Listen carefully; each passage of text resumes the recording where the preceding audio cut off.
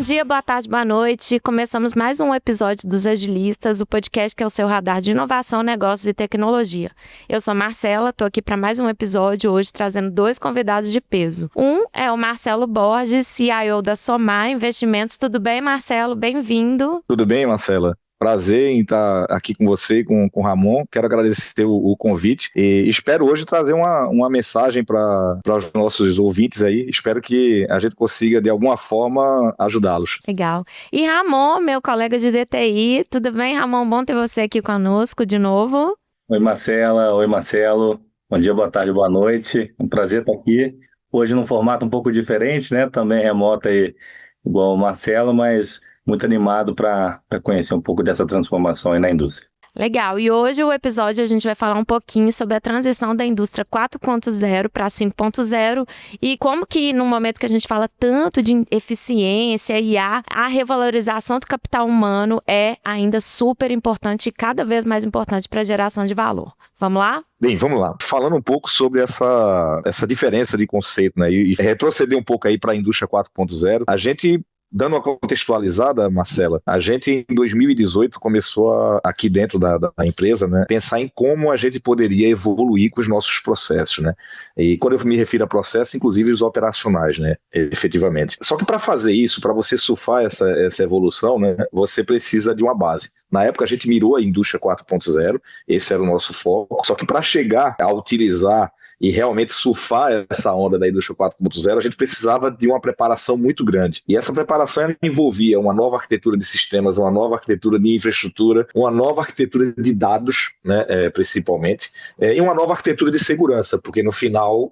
não tem como você fazer nada disso sem se preocupar, né, com os teus guardrails aí. Então esse foi o nosso foco lá naquele momento. Então a gente começou com alguns projetos, além, claro, de fazer essa estruturação, a gente começou com alguns projetos que efetivamente nos levavam, né, para a indústria 4.0. A gente começou a automatizar, a fazer muita coisa envolvendo IoT e inteligência artificial, e a gente foi ganhando o primeiro conceito que eu falo da indústria 4.0, que é a produtividade, a padronização, né? A gente começou a avançar nesse sentido. Então, foi algo que a gente veio avançando em várias frentes, buscando a indústria 4.0, buscando atingir esse objetivo, e a gente conseguiu em muitas frentes, só que no meio dessa caminhada, que é uma caminhada longa, a gente teve toda a pegada, né, do ESG chegando no mercado. E aí não só no mercado brasileiro, mas no mercado mundial. E junto com o ESG, você tem uma nova visão, um novo conceito, que é exatamente da indústria 5.0, que consiste em quê?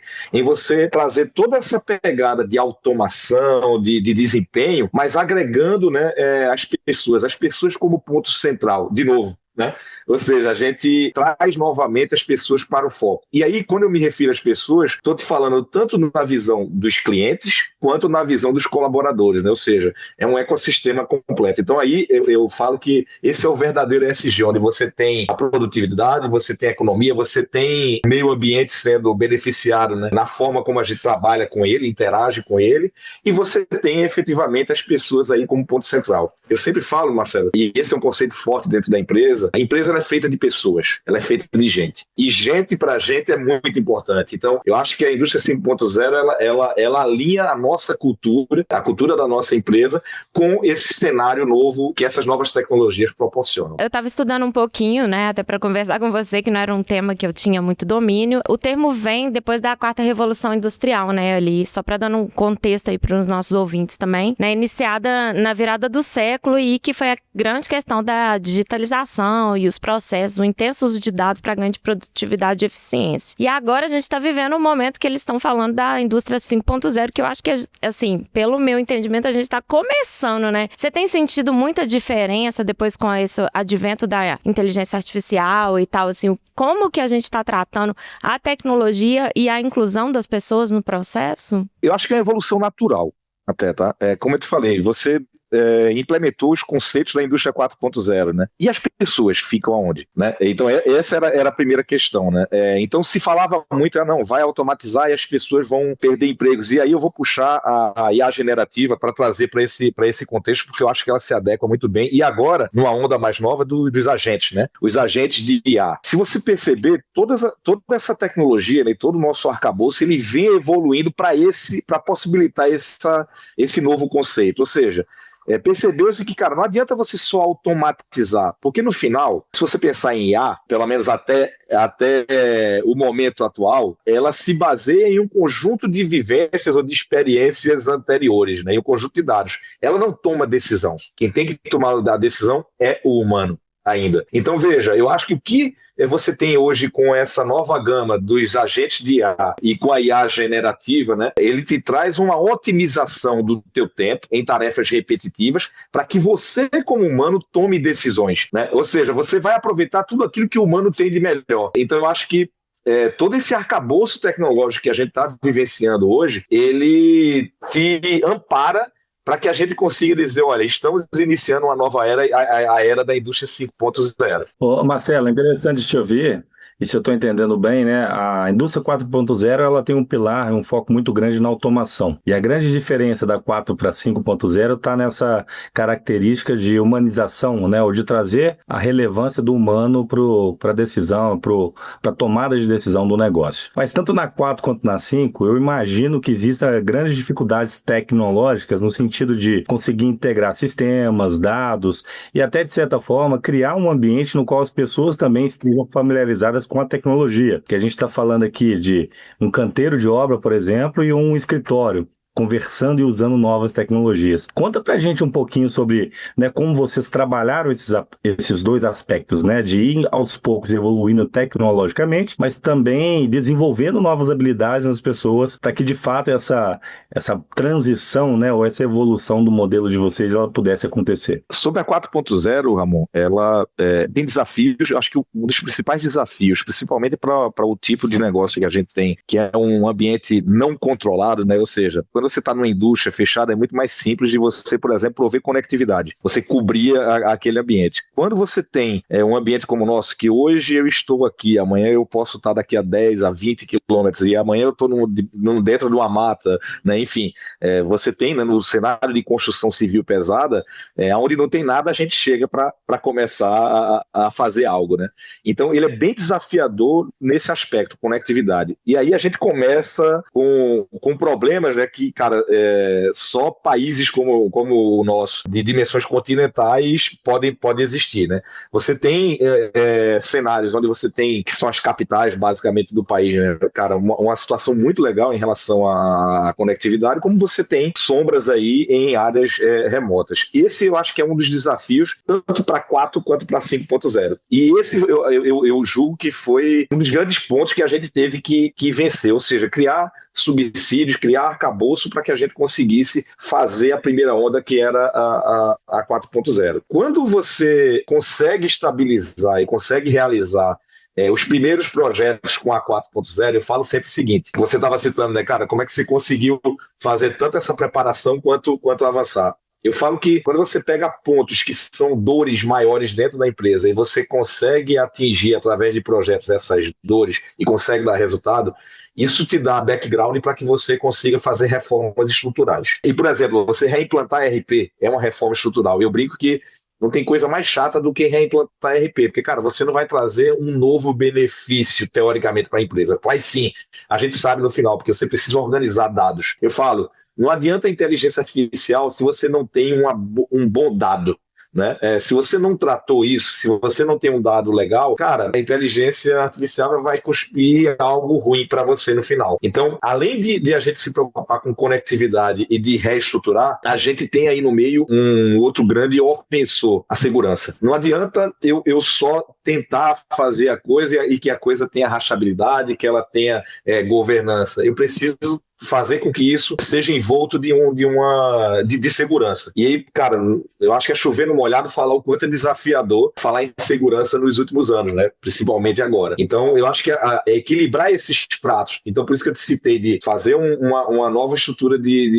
uma nova estrutura de sistemas, de infraestrutura e de segurança, são pilares para você poder ter algo legal na nova arquitetura de dados. E aí, a partir do momento que a gente estruturou isso, que a gente conseguiu organizar, aí sim a gente começa a beber da fonte, né, das novas tecnologias. Ou seja, a questão do IoT, eu acho que é importante falar, ela traz esse dado seguro, né? Ou seja, eu começo a coletar informações que antes eu precisava trazer de forma manual e poderia incorrer em erro. Então, trazer isso de forma automatizada é legal porque você traz um dado bom. Mas o caminho para trazer esse cara, ele hoje ainda é desafiador. Marcelo, eu estava ouvindo você falar assim, eu tenho uma percepção de que algumas empresas estão assim já passando para a indústria 5.0, mas no Brasil mesmo assim, passando por diversos níveis, né, de empresa. Tem muita empresa ainda num processo inicial ali de digitalização, né? Qual que é a importância da gente focar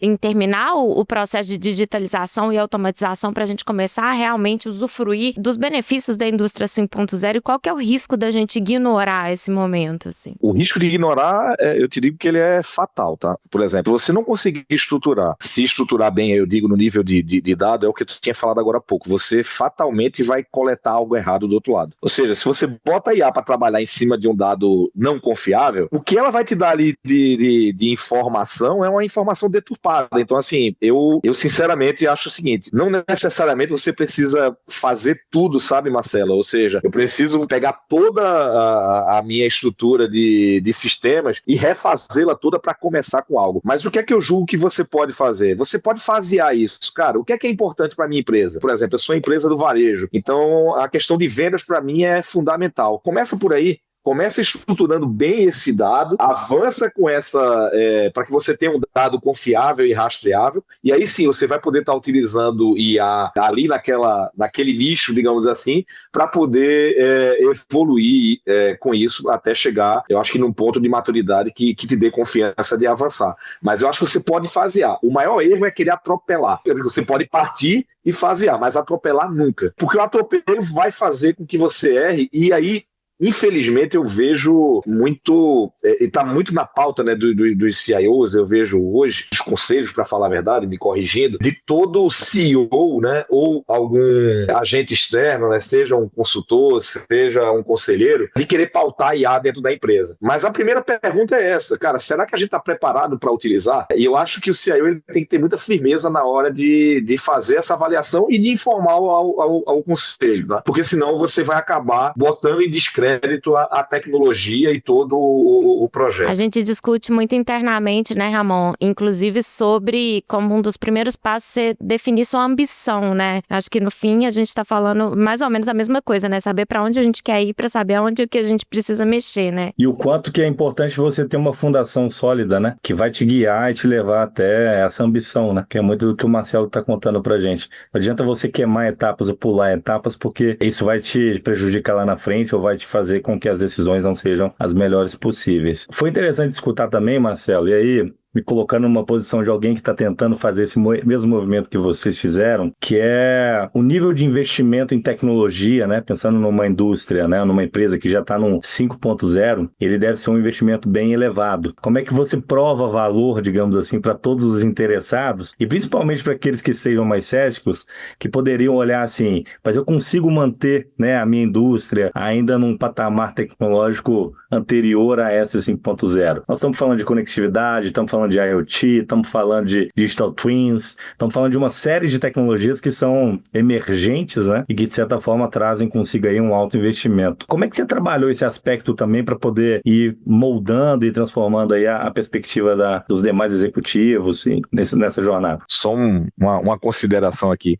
Eu não julgo que nós já estamos na indústria 5.0. Eu digo que nós estamos iniciando esse processo, tá?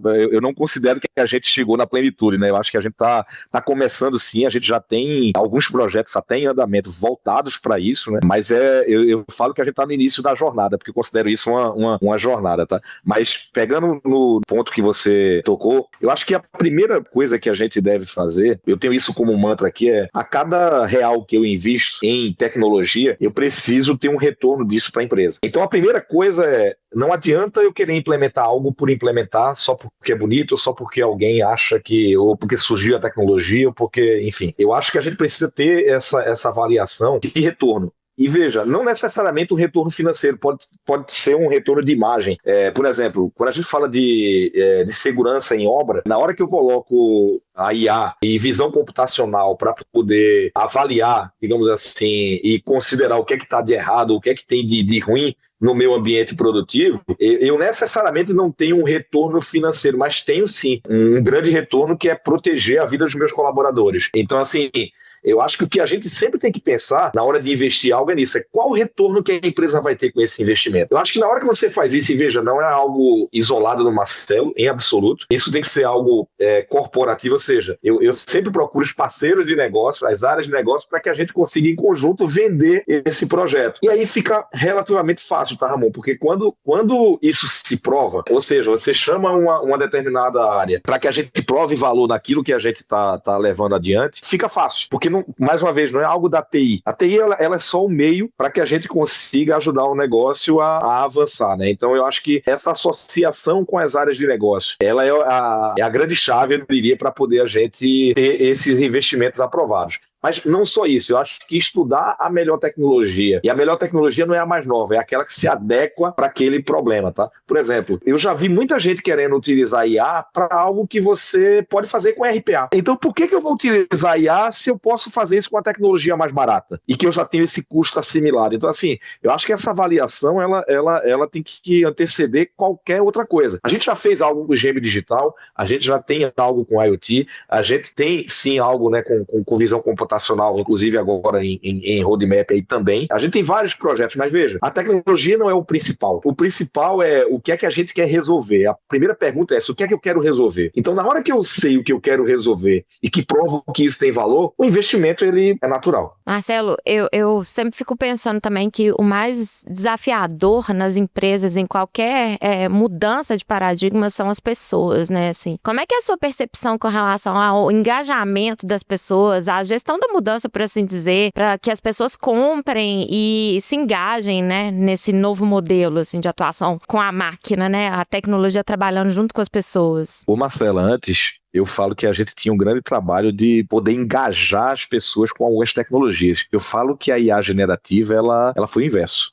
A gente precisa segurar, às vezes, as áreas. E veja, é frustrante isso, né? Eu sou responsável por tecnologia e inovação. E veja que eu estou no papel de, às vezes, frear o cara, né? Então o cara está querendo ir lá na frente e fala: então, espera um pouquinho, vamos dar uma olhada nisso aqui, vamos dar um passo atrás para a gente avançar alguns na frente. E é exatamente por isso, porque veja, eu acho que a IA generativa e todo esse boom que ela trouxe desde o chat GPT, isso está no dia a dia das pessoas.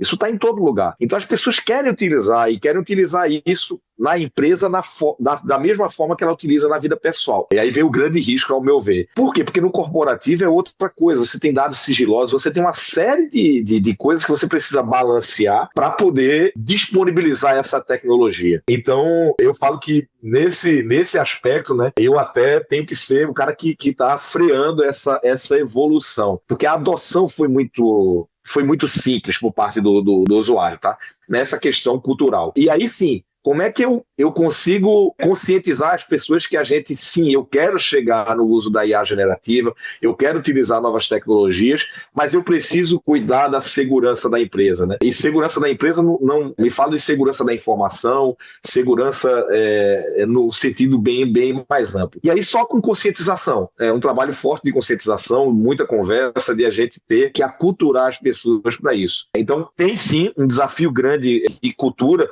mas hoje ele é muito mais de a gente, como é que eu utilizo isso de uma forma mais responsável, eu vou falar assim, tá? Responsável sobre o aspecto da empresa, ou seja, que a gente consiga utilizar os avanços tecnológicos, mas resguardando a empresa. Eu acho que esse hoje é a maior dificuldade. Eu fico pensando que essa democratização, né, da tecnologia com a IA, assim, ela abre precedente para muitos experimentos, e experimentos que às vezes realmente não mudam o jogo, ou que realmente colocam eventualmente em risco mesmo a empresa, né, assim. Mas qual que você considera que, apesar dos desafios, é o maior benefício de encarar esse desafio da indústria 5.0? O que faz a mudança acontecer? Eu acho que na hora que a gente consegue extrair o que é o que é de melhor do profissional. Eu acho que esse é o grande benefício. Ou seja, eu tiro as tarefas repetitivas, eu tiro tudo aquilo que é o trabalho manual e que não exige a reflexão humana ou a decisão humana para realmente colocar as pessoas como analistas ou como decisores. Eu acho que a gente perdia muito tempo extraindo informação, produzindo informação para que usasse uma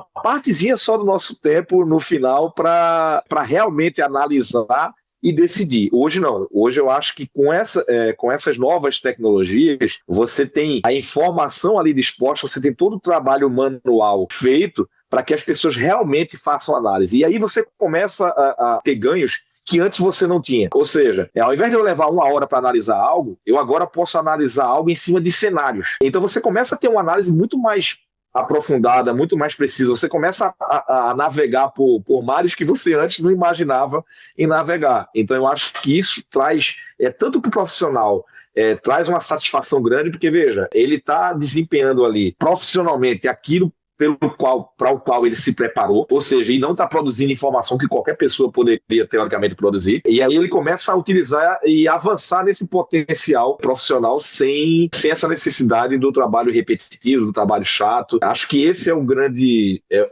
ganho. Mais uma vez, a gente consegue avançar nesse aspecto para algumas áreas, outras a gente ainda está construindo. Isso é um processo natural de maturação. Lembra que eu falei alguns minutos atrás que acho que vale a pena sempre escolher quais desafios você vai atacar. E eu acho que é isso que a gente vem fazendo. Então, tem coisas que a gente está bem avançado e sim, está iniciando trabalhos na indústria 5.0 e tem coisas que não. Tem coisas que eu ainda estou iniciando lá a automação ainda para extrair o dado e fazer com que isso evolua. Mas é um processo natural. E não dá para você querer fazer Big Bang, né? Ou seja, cara, vou fazer tudo para depois fazer, né, entrar numa outra fase. Não é isso, a vida não é assim, né? A vida, ela é de aprendizado constante. E como, mais uma vez, eu insisto na palavra jornada. Eu acho que é isso que a gente vem criando aqui. É uma jornada e que, através dessa jornada, a gente vem avançando. Legal. Um dos pontos, assim, desse novo momento que a gente está vivendo, que todo mundo fala, é a hipercustomização, né? A oportunidade, com tanta tecnologia disponível, da gente criar jornadas customizadas e pensadas para o indivíduo. A gente gosta muito de case. Marcelo, você tem algum case legal aí que vocês conseguiram implementar, assim, pensando na hipercustomização? Tem um bem recente agora que a gente fez, usando o Agent Space. Eu não vou falar qual é a brand aqui, né, qual é a marca, mas enfim, é de uma empresa, é uma das Big Techs, né? A gente fez um projeto para análise de editais, né? A gente recebe editais e esses editais, eles são editais, digamos assim, bem extensos, né? E que você precisa estar analisando eles com muito cuidado. Vou te dar um exemplo, um dos testes que a gente fez, né? A gente tinha um edital com 640 páginas, por exemplo, e eu precisava analisar esse edital, preciso analisar, né, em qualquer concorrência que eventualmente a gente vai entrar, para, no primeiro momento, avaliar se eu tenho atestados técnicos que me habilitem a entrar naquela concorrência. Se não tiver, isso já é um exclusor, ou seja, eu não tenho nem como entrar se eu não conseguir atender o que tá lá. E esse era um trabalho manual, feito por pessoas com um nível bom, né? Porque as pessoas precisam ter um nível bom, uma capacidade técnica boa para avaliar isso, não é algo simplório, né? Ou seja, eu não consigo colocar qualquer pessoa para fazer isso. Então são pessoas experientes que têm know-how para poder avaliar isso, mas era algo, até pelo volume, né? Você vê que era algo que a gente levava algumas semanas para concluir esse trabalho. A gente, através de Agent Space, e utilizando, né, todo o know-how dessas pessoas, que foram eles que ajudaram a construir esses agentes, a gente hoje fez isso em 7 minutos. Que mudou o jogo mesmo, né? Muda o jogo, não tem como, né? Isso é um dos exemplos. A gente tem hoje também criado alguns outros agentes, também com finalidades similares a essa. Alguns eu não posso falar ainda, a gente tá em roadmap, mas a ideia sempre é essa, ou seja, é identificar aquilo que, veja, era um trabalho cansativo, repetitivo e chato, e que a gente transformou em algo com potencial, além da agilidade, mas com a precisão também muito boa, tá, Marcela? Mas é isso, é uma jornada, e acho que esse trabalho de identificação e essa parceria entre homem, né, e tecnologia, ela tende a ir longe, né? Exatamente com esse tipo de coisa. O que é que eu acredito que a gente vai chegar, tá? E aí, finalizando a minha resposta sobre essa hipercustomização que você citou. Eu acho que todo mundo, ou toda função, digamos assim, você vai ter o teu agente para chamar de seu, né? Ou seja, você fatalmente vai ter que criar agentes Eu gosto de me referir ao exército de agentes, que é como a gente está tratando aqui, onde cada agente ele é especialista em algo e você tem os agentes orquestradores, né? Ou seja, onde esses caras vão ser mais inteligentes aí, vão ter uma amplitude maior. Então eu acredito muito que esse exército de agentes ele vai se adequar aos perfis que a gente vai precisar aqui para cada função. Eu aposto muito nessa questão da hipercustomização nesse sentido. Olha, eu tenho alguém aqui que trabalha com compras, por exemplo, e esse cara, só que ele não é um comprador qualquer, ele é um comprador que trabalha na minha curva A, por exemplo. Então esse cara ele precisa de uma especialidade diferente, ele precisa de alguns skills a mais em relação a esses agentes. Não é a mesma coisa do cara que vai comprar papel ofício, por exemplo. Ou seja, você consegue chegar nesse nível de customização. Tá? Então eu acho que os agentes, na realidade, o exército de agentes ele vai ajudar a gente nesse trabalho, Marcelo. E puxando um tema que você falou no início, até motivado pelo ESG, né? Assim que a gente começou a entrar nesse processo de indústria 5.0, muito por causa das políticas de ESG. E hoje a gente tem falado muito sobre a tecnologia vir para gerar eficiência. Qual que é a sua perspectiva de futuro em relação à qualidade de vida, assim, em melhoria da relação homem-máquina mesmo? O tipo de atividade que a gente realiza, né? Uma das verticais aqui que a gente atua, eu preciso de muito trabalho manual na ponta. E me diz o que é mais ESG do que eu proteger a vida das pessoas e tornar a vida dessas pessoas melhor. Eu falo que isso não tem... é um valor imensurável, né? Ou seja, isso é um dos pontos que eu quero levantar. Mas além disso, além de proteger a vida das pessoas, eu tenho um aumento em eficiência. Porque veja, antes, com o trabalho manual, você tem muita coisa repetitiva, na realidade, esforço desnecessário que você realiza, que com inteligência eu consigo evitar ou aproveitar isso de uma forma melhor, mais efetiva. Por exemplo, eu tenho cenários onde eu posso estar utilizando pessoas para realizar uma determinada atividade. Será que não vale a pena naquela atividade eu usar uma máquina, por exemplo? Eu estou falando de equipamentos de grande porte. Para fazer essa avaliação fria, só na cabeça, isso pode não se justificar. E aí eu estou falando das duas formas, né? Tanto financeiramente, por exemplo, né? Quanto para o negócio em si. No caso, meio ambiente, enfim, pensando numa questão mais vasta. Então, como é que eu faço essa análise? Eu te digo que a gente, enquanto humano, a gente tem um limite para analisar esses cenários e essas variáveis. Na hora que eu coloco inteligência para fazer isso, certamente eu vou tomar uma decisão melhor.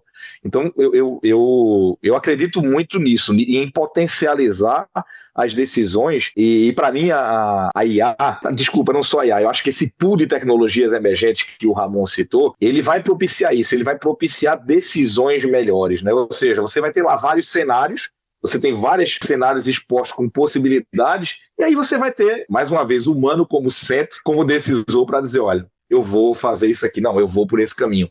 E eu gosto sempre de ratificar isso inclusive está na nossa política de uso de inteligência artificial. A gente criou essa política que é exatamente para enfatizar, você, humano, é o responsável. A IA ela está te ajudando, ela está facilitando, ela está te dando aqui o que ela sugere que seja, mas você é o decisor, você é responsável pela tomada de decisão. Eu acho que esse é um ponto que vale reflexão, tá? As pessoas não podem entrar no piloto automático de o que a IA falou está correto. Não, eu acho que todo mundo, né, como você citou, você é profissional de marketing, no final das contas, se a IA te sugerir uma campanha e dizendo que aquela campanha tem uma alta probabilidade de dar certo, cara, eu acho que teu feeling como profissional é o que vai dizer se realmente aquilo vai funcionar ou não. A IA ela pode te ajudar, mas não pode ser a decisora. Ô, Marcelo, te escutando, me veio um ponto que é bem interessante, assim, que é o seguinte, a gente acredita muito no poder, né, que a ponta tem nesses processos de transformação, né, e tem tudo a ver, né, com a indústria e com o que a gente está conversando aqui hoje. Por outro lado, é muito comum também a gente perceber que ainda existem em grandes empresas um viés de grandes mudanças virem, né, principalmente de uma camada mais estratégica, de uma camada que está ali mais direcionadora ao negócio. Por outro lado, né, entendendo que a ponta também tem um conhecimento bem interessante, a ponta também tem a capacidade de trazer novas perspectivas de experimentação, de soluções e tudo mais. Você tem algum exemplo, algo que durante essa jornada, né, até hoje que vocês já progrediram, de que algo que a ponta trouxe, de fato, seria algo a ser incorporado dentro desse trabalho de vocês de transformação, de adaptação à indústria 5.0, por exemplo? Eu Tenho alguns tantos. Que bom. E aí eu queria só fazer uma parte aqui. Eu acho que você tocou em um ponto, e a gente falou sobre cultura lá atrás. Eu acho que a gente teve a felicidade, né, aqui nas empresas, de ter gestores, né, os presidentes, né, das empresas, eles entenderem que inovação era algo essencial. E eu não estou falando só de tecnologia da informação, é de inovação para o negócio como um todo, né? A empresa entendeu, os presidentes entenderam que a gente precisava mudar, a gente precisava avançar. E por que eu estou citando isso? Porque inovação se transformou num dos pilares de todas as empresas controladas do grupo. Então, inovação é algo que vem desde a camada de cima até embaixo. Na hora que você tem esses sponsors, né? Ou seja, na hora que você tem esses caras comprando essa ideia e incentivando isso, tudo começa a ficar melhor. Inclusive, e aí vem respondendo a tua pergunta, para que o cara lá na ponta, ele tenha a coragem, né? Porque muitas vezes era isso, você tinha às vezes um ambiente ali tão complicado que o cara ficava na dúvida se ele sugeria algo, se ele apontava uma solução, e hoje não, isso é incentivado na empresa. Então por isso que minha resposta foi, cara, tem um monte de ideia que infelizmente a gente não consegue implementar todas. Mas eu vou te dar uma bem mais recente agora. A gente tem uma problemática grande aqui, que é com a indústria de concretos, né? A gente, dependendo do tamanho do empreendimento, a gente instala uma indústria, tá, para produzir concreto. O controle disso, há muitos anos, era um desafio, era muito manual. E a gente teve um cara na ponta fazendo um protótipo funcional, inclusive, claro, um ambiente controlado, tá? E essa sugestão, cara, ele fez, a gente, né, levou foram feitos os testes, foi feito o piloto, e uma vez aprovado, a gente agora vai transformar isso, vai escalar isso em algo que realmente vai estar transcendendo toda a empresa. E veja, foi algo de um engenheiro mecânico, de um dos empreendimentos da gente, que viu que isso era um problema antigo e que esse cara teve a iniciativa de realizar isso. Isso é só um exemplo, cara, tem muitos outros exemplos para te dar, mas esse é bem marcante porque, cara, faz pouquíssimo tempo, foi algo que aconteceu há pouco tempo e que tem uma importância absurda dentro do nosso processo. O seu exemplo tangibiliza muito o que a gente acredita, né? A inovação, ela não é uma diretriz, ela não é uma área. A inovação, ela precisa estar presente na cultura e na visão das pessoas com relação ao que aquilo pode transformar, não somente a vida delas, mas também como um negócio como um todo, né? E é difícil, né? É difícil criar esse ambiente, né, de colaboração, de confiança, para que de fato as pessoas se apoderem, digamos assim, e tenham essa liberdade, como você citou aí no seu exemplo, que é bem legal mesmo. E a participação também de pessoas que estão na liderança mais executiva do negócio também é um fator crucial, né? Para que todo mundo sinta, né, espaço e tenha essa abertura para poder falar. Nesse sentido, pelo que você está dizendo, inovação, tecnologia, não é mais, digamos, um departamento, né, dentro do grupo, né? É uma visão, é um pilar estratégico, correto? Como é que hoje tecnologia e inovação ganhou o seu espaço, digamos assim, nessa perspectiva de business? É exatamente o que você falou. Eu acho que a inovação não parte de uma área específica, né? Você até pode, essa área ela pode organizar. E eu me julgo muito mais um orientador, pegando até um pouco do gancho da minha experiência acadêmica, eu me julgo muito mais um orientador do que um executor ou o autor de um projeto ou coisa do tipo. É claro que a gente sugere uma outra coisa, mas assim, tudo aquilo que vem em conjunto, né, tudo aquilo que você consegue em colaboração, acho que essa é a palavra correta, é muito mais fácil de dar certo. Porque quando as pessoas compram a ideia,